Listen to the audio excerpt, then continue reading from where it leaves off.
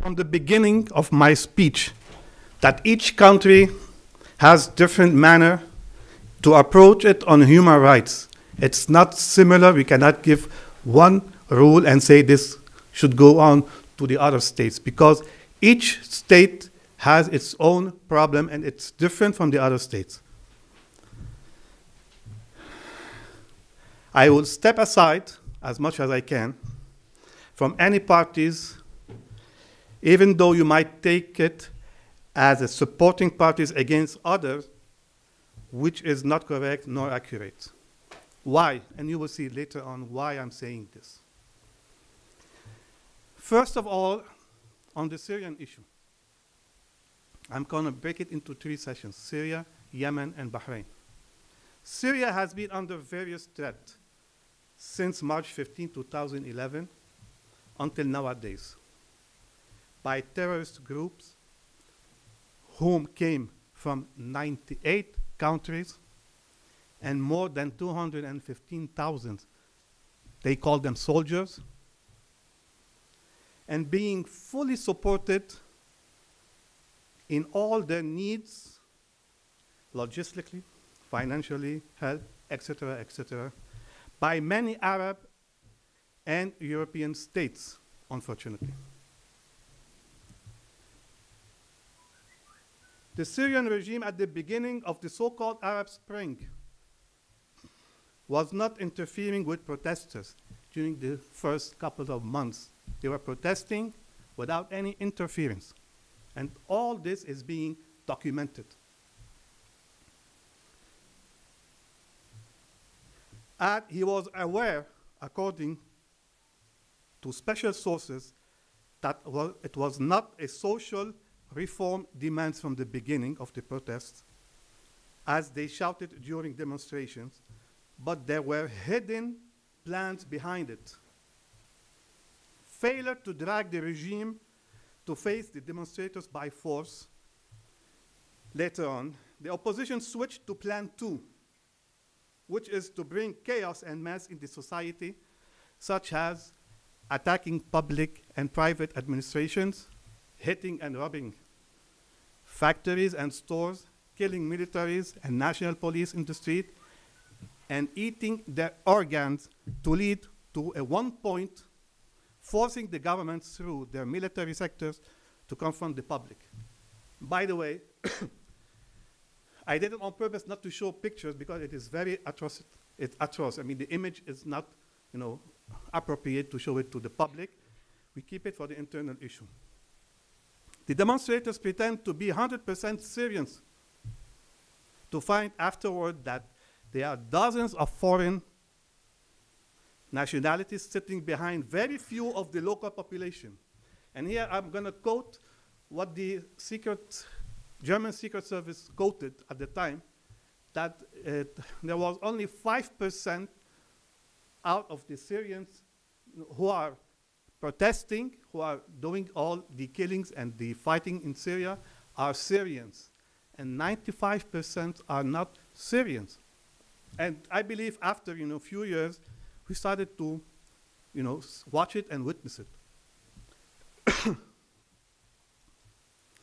I would like to clarify here in that the reforms declared during the first month is valuable, but it was sitting behind other agendas that pretend to stick to these needed reforms. And when they failed, as I said, they switched to the direct confrontation with the local police and local army. The Syrian army, and after obtaining many information on the toppling of the states by the rebels, who turned after to be very extremists, such as ISIS, al-Nusra, and others, subsidiaries of them, that consist 40 military parties. Not only we have ISIS and al-Nusra Front, but we have 40 other parties in Syria who are killing, messing, and destroying. That has to face them and stop them also by using force. Also, the Syrian army used force, and they also use excess of force in some areas. And they are not the only one who used force, by the way. They sat behind international law.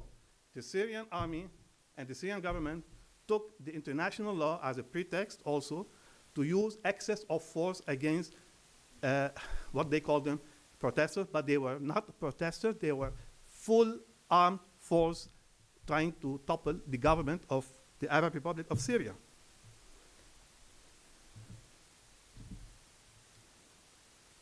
So when the government is under attack normally by foreign nationalities according to the international law, the army has the right to use force to stop them by demolishing and damaging the private and public sectors and other sectors such as hospitals, schools, and various organizations that is related to the society. Many international aspects interfere later on the scene, which led to many innocents killing from both sides, and hundreds of thousands displaced in Lebanon, Iraq, Jordan, and Turkey. It is imperative to mention that the displaced issue was also misused by many political parties in the Middle East region to filtrate their political agendas, as well as they used many men to fight the government armed forces, taking advantage of their needs to support their families. So this was also a misuse of the rebels by certain states. I'm not going to quote any name of these states because we work in a diplomatic way and we have to keep some issues far away from public. Moreover, we believe that lots of mass killing from the civilians has been reported and witnessed and documented, mostly from the rebels and of the states, which was directly reported to the government. To end this chapter, it is needed to mention that the extremists recruited children underage to fight and to do the dirty work, whom was killed later on in various war fields, in addition to women abuse. This is the Syrian part now. We go to the Yemeni issue. On the Yemeni issues, it has been also reported to us that the cholera victims have reached 680,000 persons declared by the UNICEF. We believe that the number is much higher than that. It is approximately 1 million and not 680,000. The main cause of it is the Arabic coalition headed by the Saudi Arabia forces, who are also, stopping humanitarian aids to enter Yemen. But I believe yesterday they released certain borders to approach the aid. Moreover, the Saudi armed forces bombed innocents in funeral lounges in Sana'a and killed more than 700 people. Hospitals were also one of the main airstrikes target, pretending that the opposition are using it as armed base. The most dangerous part of the war against Yemen conducted by the Arab coalition is that they might have been using chemical weapons during the bombardment in Sana'a. And on the other hand, it has been reported many violence against people who are in alliance with the former Yemeni president, Abd Rabbu Hadi. So, as we said, killing is being on both sides.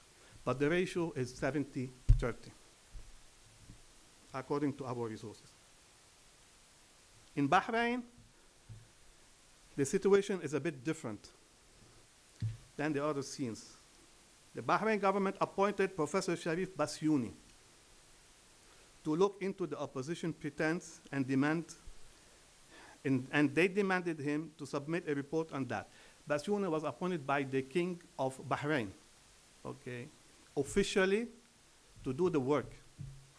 Later on, and after deep investigation, Professor Bassiouni condemned the Bahraini government, stating the following: the government used excess of force with the civilians during the non-armed protest, which caused the deaths of many innocents. 1. 2. Torture in prison against detainees was against all human rights law in order to pull out revelations by force on crime they did not commit. 3. Bassiouni report hold the government full responsibility to not negotiate reforms demanded by the opposition, which caused until now a non-political solution. 4, Bassiouni report mentioned that the police forces arrested civilians without any proof of crime. 5, also the report mentioned that the Saudi military interference was legal. And this was the good point, if you want, for the government of Bahrain. But this number 6 that they disagree on, and I believe it was the chaos on Bassiouni report, when Bassiouni report mentioned also that there is no single evidence on Iran backing of the opposition. I believe this is the main problem with the Bassiouni report. Now, these reports were carried out to the Human Rights Council. And we added to that 175 other points to the government to achieve. Until now, we believe that the Bahrain is not collaborating. And during the 36th session lately in Geneva, they submitted a report that was not accurate, that has nothing to do with what was demanded from them to do. They tried to manipulate. They tried to, attack the High Commissioner by using terms that was not, appropriate. And they went mad in their report after the session when they came out with this press release. I believe it was the Bahraini representative who said that, I'm not going to quote what he said because this is not also appropriate, but failure to comply with the Bassiouni report and the 175 points, put the Bahrain into a very embarrassing situation. Now, they are trying to politicize the whole issue. And we believe that the international community and many states also should stand behind the Council in order to continue the work and to implement what has been taken as rules. Because also failure to do that, we think that the human rights issue will be a big question mark in many countries, in many areas, in many fields. And also, we were demanded by the Secretary General and the High Commissioner to find a solution and to put a prospect plan for the counterterrorism with the human rights, how it's going to match. So this is also another problem that is added to the Commission and to the Council, and we believe that it's not only the issue of the Human Rights Council nor the Commission, nor any international organization that is working on human rights issues, but it is also a matter and help of many states who are involved in terrorism and are trying to show themselves that they are fighting terrorism. So this is a matter that should be first discussed at the Secretary General, at the National Assembly, then later on when they come out with some various points, we might see how to match it with the Universal Declarations and all the treaties that has been done ever since. I believe that the door to end all these violations in the Middle East is to sit down with all the parties with preconditions as demanded by some states, and to put human being as a main issue and to look into the human being rights first and then the political aspects. But what is happening nowadays is that all states, and maybe this is the problem that the Council is facing today, is that we are looking into 47 states. Each one has their proper agendas, their economical plans with other states, and we believe that this is inflecting maybe some of the decisions. I want to quote when former Secretary General Ban Ki-moon issued the statement on the Yemeni issue, and he condemned the Arab coalition led by the Saudi Arabia. We all know what happened, unfortunately, and how they tried to blackmail the UN. And this is bad. This is bad because they are cooling down all the human rights principles. I mean, I'm talking about the Saudis. You cannot continue like that by bypassing rules, by stepping on laws. You cannot continue like that if we are not going to implement properly all the laws that was agreed upon in the Council and in the UN General Assembly and by the Secretary General also. So for this reason, we think that we have a lot of work to do. We have to be patient, but also we have to point out our fingers to those who are doing the wrong affairs. We cannot go by sentiments, if you want. We have to say things as it is, even if it sounds tough, heavy, maybe, but we cannot cover no one from now on, because the way we see it, we think that there is non-respect of the international law, of the Universal Declaration by many states, unfortunately, but this would not stop us. It will not stop us from doing our work, and we will still continue our struggle until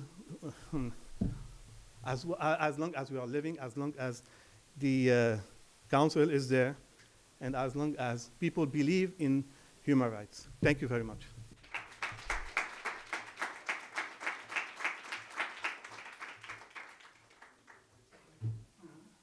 Are there any questions? Okay. I think this time we're going to start in the back and work the way front. If you could please stand up, say your name and the country you're from. Thank you very much for this presentation and on your presentations and humility and knowledge.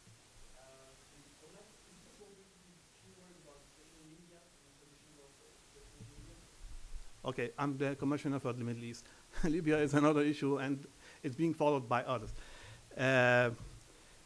Also, we have problems with the Libyan issue, and many reports have been sent from Libya. Many mass killing is being done, but the UN is approaching it from the political side more than the human rights side, because it's not the time today to talk about any, it seems so, about any violation done by many military leaders, because they are trying to make a political settlement first, and then later on we will look into all the violations committed by many factions in Libya.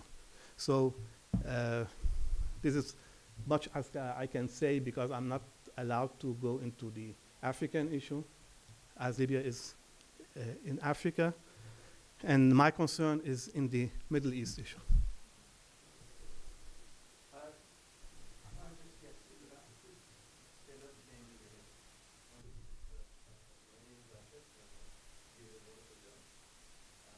Thank you. About? Syrian, yeah. Rebels.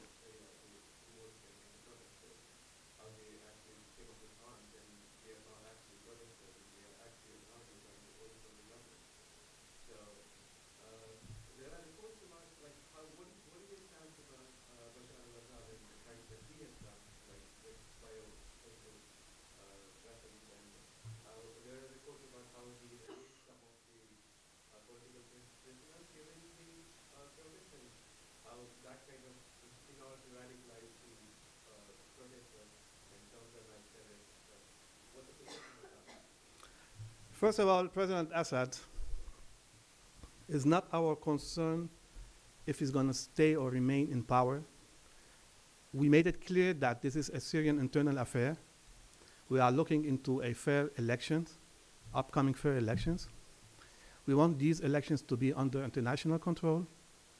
And I believe that we went far away with this, with the government. And the settlement between the US and the Russians also, I believe, they quoted this part of the President Assad future. And let us leave it to the Syrians. If we call all parties not to interfere in the internal affairs of Syria, we cannot, as Human Rights Commission, interfere in their internal affairs. But what we can do, we can call for fair elections under international committee. And regarding your first part of the question of the chemical weapons, this is an embarrassing situation. I will tell you why. Because few months ago, not few months, a year and a half ago, Syria has handled all their chemical weapons. And according to the committee, international committee in this matter, they stated it very clear at the beginning that Syria has handled all its chemical weapons. Now, this is the UN report.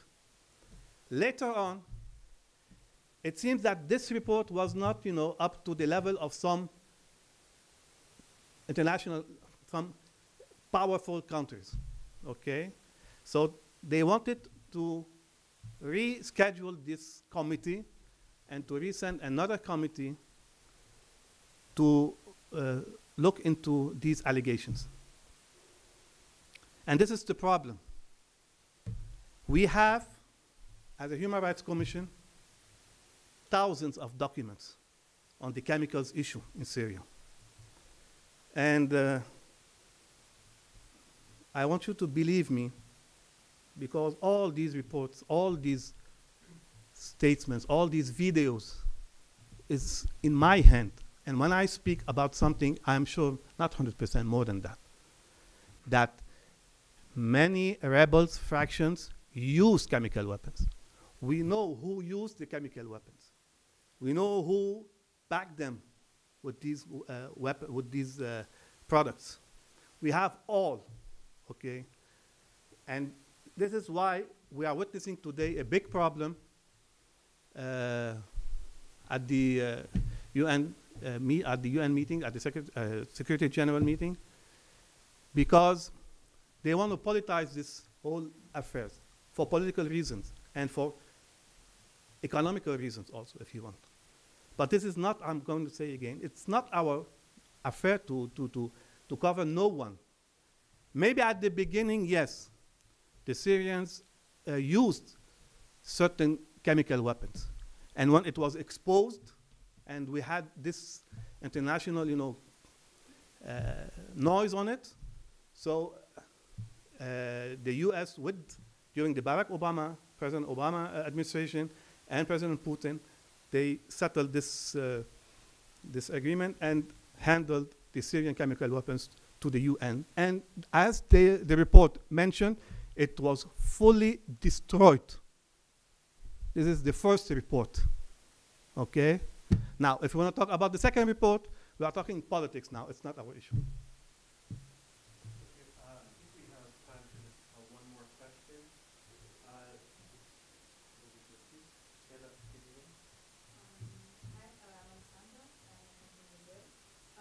My question is, since you talked about some associations that acted in this blackmailing and with second means, let's say. First of all, I want to tell you that I appreciate your speech. It was really enlightening today. A lot of things I was not aware about, so thank you. But as a Human Rights Commission, how do you point out these violations, and is there a sort of sanction to these kind of organizations that do not agree or try to find different ways to avoid the human rights section of the... Can you be more specific? So Because how do you approach... because you want me to reveal the names of the states, right? No. Well, Just your approach when you have a question, when you have an issue that is not treated as a human right from the organizations that are supposed to. we don't have problems with the organizations. We have problems with states, if this is your question. Yeah. Okay. Let me, I'm going to take a little bit of time, okay? I'm sorry, my colleague. I have to speak on the Iraqi issue. The reason why I'm going to speak on the Iraqi issue, because I want to also show other evidence that it's being in politics. In 2013, Human Rights Watch did a report on the Iraqi government. It was a bad report on the Iraqi government, saying that the Iraqi government is using or robbing the money of the UN aid for the Syrian refugees. We all remember this report. So at that time, Ms. Navi Pillay was the High Commissioner. So she sent me a mandate to see to that. I called Prime Minister Nour al-Maliki, and I told him that we have to solve this problem and this report. So they extended to me an official invitation, and I went to Baghdad, and I met all the leaders with the human rights minister, and we went on the ground, and we went into the documents, how the Iraqi government is approaching the Syrian displaced. By the way, we prefer to use the name displaced than refugees, because the name, it's different. These are two different issues. When we insist on refugees, we have behind it many political aspects. But when we say displaced, because at the end, these Syrians got to go back to their countries when it is safe, when we have a safe zone also. So when we go into all the details in Iraq, it happens that the report of the Human Rights Watch was not accurate. And at the time, I was given all the documents from the government, and we looked into it and we checked into it along with Ms. Pillay at the time to find out that the Iraqi government is supporting all the Syrian displaced by the government from the Ministry of Finance of Iraq, and not from the UN aid. Okay? So this was an obstacle. But the other obstacles was from states who were involved in the Syrian affairs, in the Syrian swan, because really it was a swan. It was quoted, we have 98 countries involved in the Syrian scene. Not at the level of the government, most of them, but some of these governments are involved directly and supporting many, they call them freedom fighters, okay. But we call them terrorist group, because freedom fighters have their special way to bring their demands, not by killing, not by eating human being organs, not by selling their organs, not by robbing factories, demolishing the whole society issues, okay? So when we are facing these groups, they could not be freedom fighters. We could be with freedom fighters if really they are, approaching it with what we know as freedom fighters. But the way they approach all the scenes, it makes us, get 10 steps to the back. And we are looking differently, and with different approach on these groups. So we had, and we are still having, many problems with states, yes, in the Middle East. And rather than going by solving these issues, they are going by buying people in the UN, unfortunately. And if we quote recently the appointment of one of the Saudis officials to head an arbitration committee at the UN, well, and we all know the noise that happened at the time.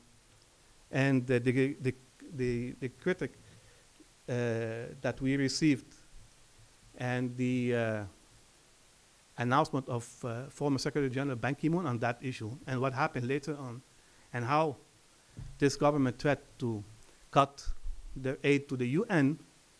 So Secretary General Ban Ki-moon has to withdraw all his allegations and say, okay, we will look into it in a different way. So this was a disgrace for us, okay? And no international organization were happy when they heard this, because this is, I'm choosing my words, okay, because I don't want to make any diplomatic mistakes. This is a really failure in diplomacy. It's a really failure in approaching human rights issues. It is a clear vision that they reject all the international laws, all the international treaties. How can we appoint someone where his own country do not believe in international laws? We cannot have an office in the Gulf, for instance. It's not permitted for us to have.